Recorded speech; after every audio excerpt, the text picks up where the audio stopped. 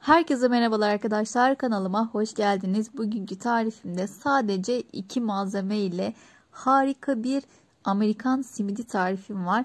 Aslında ben buna Amerikan simidinden daha çok tembel simidi diyorum. Çünkü çok kolay, sadece 5 dakikada hazırlanıyor. Sabah kahvaltılarında gerçekten çok güzel oluyor. Birazcık ekmeğe benziyor. Yani çok da simitle alakası yok ama lezzetli, kıvamda yumuşacık oluyor.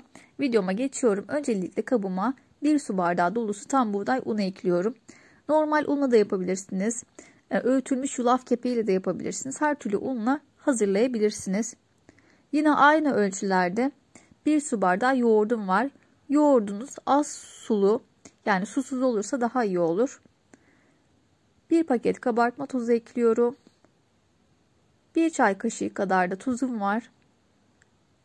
Çok fazla yoğurma işlemine gerek yok. Kaşıkla da malzemeleri birbirine geçene kadar karıştırıp şeklini verebilirsiniz. Sadece 5 dakikada hazırlaması çok basit. Sabah kahvaltılarında gerçekten çok güzel bir alternatif oluyor. Elimle birazcık şöyle yoğurduktan sonra şimdi tezgahıma birazcık un serpiştirdim.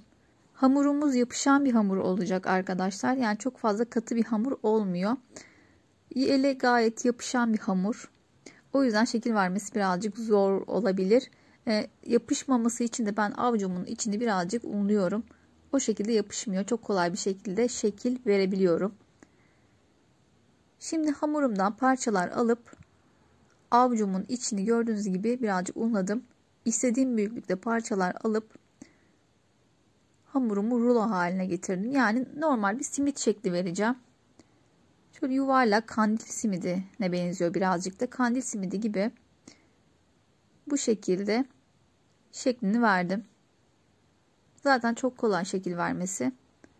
Her seferinde avucunuzun içini unlarsanız hamurunuz yapışmayacaktır.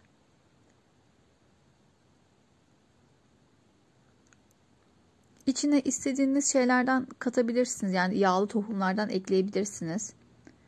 Ya da sade de yapabilirsiniz benim gibi. Hamurumun hepsine simit şeklini verdim. Üzerine yumurta sarısı sürüyorum.